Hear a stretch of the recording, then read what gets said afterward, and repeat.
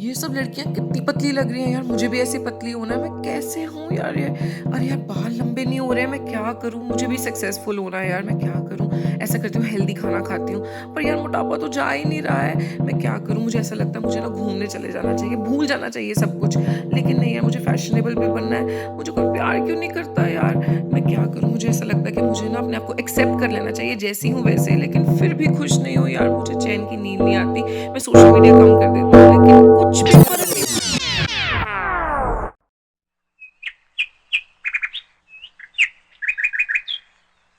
और बस कुछ इसी तरह मैंने सोशल मीडिया छोड़ दिया, क्योंकि उसने मुझे दुखी कर दिया था। हर रोज़ अपने आप को कंपेयर करना दूसरे लोगों के साथ, जिसको मिलो उसको मेरे मोटापे की फ़िक्र। मेरी ज़िंदगी में और कुछ इम्पोर्टेंट रह ही नहीं गया था। पर एक चीज़ ज़रूर अच्छी हुई, जब मैंने ब्रेक ली ना तो मुझे रियलाइज़ हुआ कि आप लोग जो मुझे मैसेज करते थे ना कि वो रोने वाला इमोजी भेज के कि प्लीज़ मैम इमरजेंसी है, हेल्प करो प्लीज़, मेरी शादी नहीं हो रही है, नहीं मैं आपकी भावनाओं को समझती थी। मुझे ऐसा लगता था आपसे बात होती है तो मैं समझ सकती हूँ, है ना, कि आप कैसा महसूस कर रहे हो। बट जिस तन लागे सो तन जाने ना, तो जब तक मुझे वो चीज़ें महसूस नहीं हुई तब तक मैंने महसूस नहीं किया कि ये दर्द कितना ज़्यादा हो सकता है जो हमारी लुक्स के साथ हम अटैच्ड हैं, कि हम कैसे दिख रहे हैं। कि चल ठीक है यार, मोटी हूँ कोई बात नहीं, मेरी स्किन तो अच्छी है। कि चल कोई बात नहीं, ये नहीं तो मेरा अच्छे घर ये हो गया, है ना। कुछ भी हर लड़की ये सोच के चलती है, हर लड़का ये सोच के चलता है, चल यार मेरी शक्ल अच्छी नहीं है, मैं पढ़ाई ज़्यादा कर लूँगा, चल यार मेरे पास ये नहीं है, मैं वो कर लूँगा।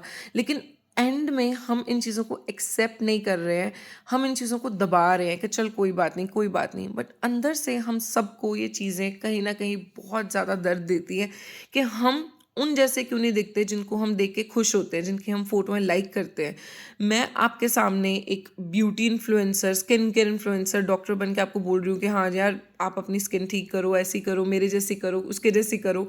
लेकिन ये सब के बीच में मैं भूल गई कि मैं सिर्फ आपको चमड़ी साफ करना सिखा रही हूँ। तो मैल सिर्फ हमारी चमड़ी पे नहीं, हमारे अंदर भी थी। अब मैं खुद भगवान जी के आगे भिखारी हूँ और मैं उनसे इतना कुछ मांगती हूँ, तो मैं किसी को ठीक करने की क्या क्षमता रखती हूँ? तो भगवान जी के हाथ में है सब कुछ।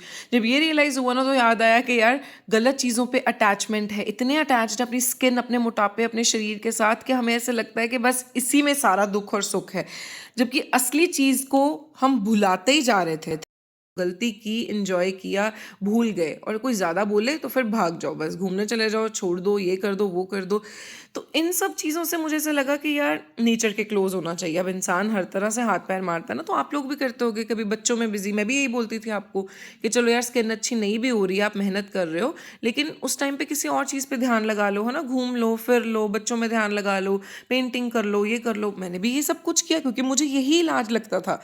लेकिन जब रियलाइज़ हुआ कि मैं कितनी बड़ी बेवकूफ़ थी यार। अब ऑब्वियसली ज़िंदगी में हर चीज़ करनी चाहिए, एन्जॉय करना चाहिए, सब कुछ करना था मुझे भी, मैंने भी किया, आप लोग भी कर रहे होंगे, हम टाइम निकाल रहे थे। लेकिन ये दुःख कम नहीं हो रहा था, और अभी तक कम नहीं हुआ। तो नाच लिया, गा लिया, ऐश कर ली, सब कुछ, और करूँगी भी, आगे भी करना है। ये नहीं कि कोई बुरी चीज़ें हैं।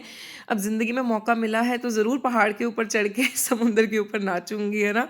सब करूँगी, क्योंकि जब रियलाइज़ हो गया ना कि ये जगहों पे जाके जब मैं अकेली होती हूँ, जब मैं नए लोगों से मिलती हूँ, तो मैं पब्लिकली ये सब नाच-गाना कर सकती, क्योंकि इन जगहों पे मुझे कोई जज नहीं करता था। तो फिर इन चीज़ों के बाद जब मन शांत हो जाता था, घर आके फिर उसके बाद जब ये चीज़ें रियलाइज़ हुई ना, फिर एहसास हुआ कि यार अब बदलने का टाइम है। और बदलने के लिए सबसे पहली चीज़ मुझे घर आके ये करनी पड़ी कि अपने डाइट को चेंज, क्योंकि हम जितनी मेहनत कर सकते हैं, जैसे आप लोग अपनी स्किन केयर करते हो, दवाइयाँ खाते हो, तो मुझे भी था कि चल पतले होने के लिए जो चीज़ें कर सकती हूँ, करेले का जूस से लेके चिया सीड्स पहली बार खाए, गूंद कतीरा हो गया, जो चीज़ें कर सकती थी मैंने अपनी तरफ से सब कोशिशें की, कर भी रही हूँ।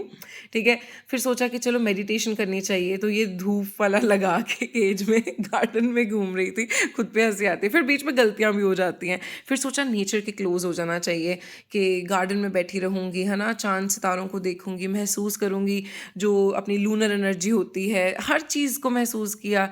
हॉलीडेज़ पे गई, घर वालों के पास गई, गाँव गई, शहर गई, बीच गई, पहाड़ गई, सबसे टेस्टी चीज़ें खाई। और लेकिन जो सीखने वाली बात थी वो ये थी, और जो मैं आपको बताने लगी हूँ, कि ये सब चीज़ें सिर्फ मेरी इंद्रियों का सुख था। अगर आपको इंद्रियों का सुख नहीं पता, तो जैसे ज़िंदगी में ये हवा, ये खुशबू, ये स्किन के ऊपर सेंसेस, कोई आपको हग करे, कोई आपको प्यार करे, कोई सुंदर सी चीज़ देखनी, कोई कला, कोई चीज़ आपको डोपामीन, एड्रेनलिन रश दे रही है, कोई चीज़ आपको बहुत ज़्यादा सुकून दे रही है, कुछ भी हो सकता है। हमारी 5 इंद्रियाँ होती हैं, अगर आपको नहीं पता गूगल सर्च कर लो।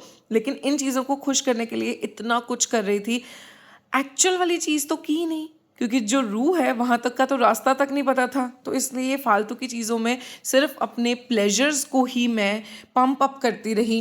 और यही चीज़ कहीं ना कहीं हम सब करते हैं, और यही चीज़ मैं प्रमोट करती रही, हाँ ये लगा लो स्किन पे, वो कर लो, ये कर लो। अब मेहनत करनी चाहिए अपने आप को ठीक करने के लिए, लेकिन इसका मतलब ये तो नहीं है ना कि सारा ध्यान दिन रात लोगों की बातें, सोशल मीडिया, जहाँ देखो जहाँ जाओ सिर्फ आपको यही चीज़ें नज़र आए और आप आसपास की नॉर्मल चीज़ों को देखना ही भूल जाओ।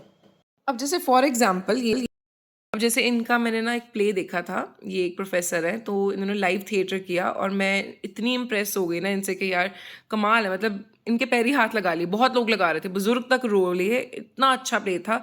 तान लिखारी नान का प्ले का नाम था। और उसके बाद मैंने रियलाइज़ किया कि मेरे पास भी तो माध्यम है। जैसे ये एक्टर्स हैं, ये एक 15 साल की बच्ची है, ठीक है। जैसे ये एक स्टेज पे है ना, ये सिंगर है, इतना अच्छा ये गा रहे हैं। अब इन चीज़ों से मुझे रियलाइज़ हुआ कि ये नाच गाना इन्हीं चीज़ों के लिए थोड़ा ना होता है। स्टेज स्टेज उन चीज़ों के लिए भी होता है। जैसे मुझे आपको अगर कोई मैसेज पहुंचाना है, अगर मैं आपको कुछ समझाना चाहती हूँ, सिखाना चाहती हूँ, तो ये मेरे पास सोशल मीडिया भी तो एक माध्यम है ना। जो मैं बताना चाहती हूँ मैं इसके थ्रू बताऊंगी। जैसे एक कहानी, अब मैंने ये घर देखा, किसी टाइम शायद यहाँ पे बहुत लोग रह रहे होंगे, इस खिड़की से बहुत से सपने देख रहे होंगे, बच्चे होंगे, है ना, जवान लोग, बुजुर्ग लोग। लेकिन आज इस घर में सिर्फ ये पौधे उगे हुए हैं बस, और कुछ नहीं, बंजर है ये घर। और इसको देख के ऐसा एहसास हुआ कि इस शरीर को जो इतना सवार रही हूँ, जैसे इस हाथी को ही देख लो। अब मुझे सब लोग बोलते थे बचपन में, तो हाथी है, हाथी का बच्चा लगती है। अब ये देख लो, हाथी मेरा साथी, ठीक है, इतना श्रृंगारा हुआ है, लेकिन इसके अंदर का दुख किसी को नजर आ रहा है कि इस हाथी के अंदर भी एक सोल है ना। मुझे बस फोटो करानी थी। मैं 12 साल की थी जब मेरे पापा की डेथ हो गई थी। तो उसके बाद से तो मुझे अपने भाई में ही अपने पापा नजर आते, चाहे वो मेरे से छोटा भी है। लेकिन मैंने सोचा मेरे पापा ने भी तो कितनी कमाई की, डॉक्टर बने, और उन्होंने इतना कुछ कमाया, इतनी इज्जत कमाई, और आज इस दुनिया से वो कुछ नहीं लेके गए। वो सिर्फ 40 साल के थे जब उनकी डेथ हुई। आज उनकी ये वीडियो देखी, एक अंकल ने भेजी, मतलब मेरे पापा के जो फ्रेंड थे, उन्होंने एक वीडियो भेजी उनकी, जब वो यंग टाइम पे, मेडिकल कॉलेज टाइम पे नाच रहे हैं, एंजॉय कर रहे हैं। उनको यहाँ पे देख के एक अजीब सी घबराहट सी हुई कि वो इस दुनिया से क्या लेके गए, मतलब कहाँ होंगे वो, कहाँ, क्या है इस दुनिया के बाद। कर लूंगा जमा दौलत और जर, उसके बाद क्या? कर लूंगा जमा दौलत और जर, उसके बाद क्या? ले लूंगा शानदार सा घर, उसके बाद क्या? शेरों सखन की खूब सजाऊंगा महफिलें, दुनिया में होगा नाम मगर, उसके बाद क्या? मौज आएगी तो सारे जहां की करूंगा सैर, वापस वही पुराना नगर, उसके बाद क्या? एक रोज मौत जीस्त का दर खटखटाएगी, बुझ जाएगा चरागे कमर, उसके बाद क्या? उठी थी खाक, खाक से मिल जाएगी वहीं, फिर उसके बाद किसको खबर, उसके बाद। तो उसके बाद क्या, यही सवाल में मेरा इतना समय गुजर गया। सोशल मीडिया मैंने छोड़ दिया था। तो मैंने सोचा कि अगर इतना कुछ कमा के, इतना कुछ जी के भी मेरे पापा आज इस दुनिया से कुछ भी साथ नहीं ले गए, तो इस दुनिया में एक्चुअल में है क्या।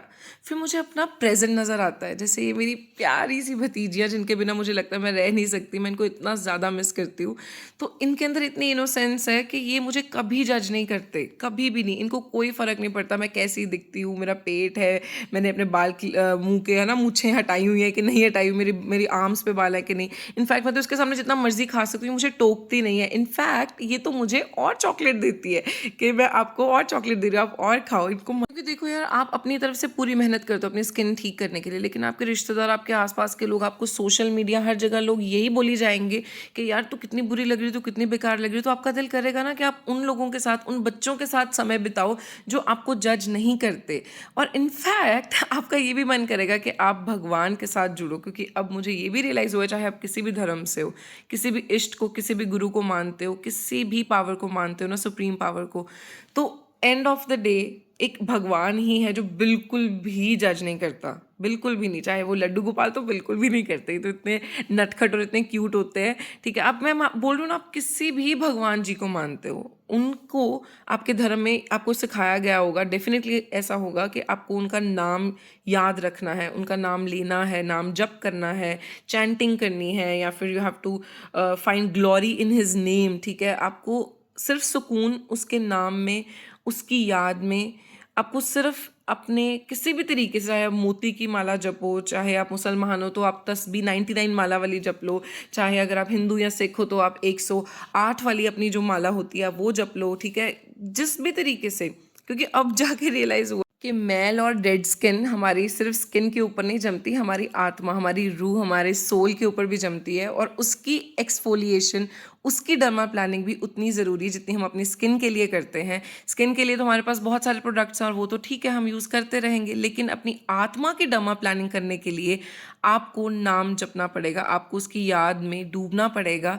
अब चाहे आप वो कैसे भी करो, किसी भी तरीके से करो, कैसे भी धर्म के तरीके से करो, वो आपकी मर्जी है। मैं सिर्फ आपको ये बता रही हूँ कि पक्का इलाज, दुनिया का सबसे बड़ा डॉक्टर वो भगवान ही है, तो पक्का इलाज वही करेगा। आपको इन चीज़ों की जो अटैचमेंट है ना, मोह माया, काम क्रोध लोभ मोह अहंकार, इन चीज़ों की डर्मा प्लानिंग से ही आपका असली ट्रीटमेंट होगा। आई होप आपको समझ आ गया हो।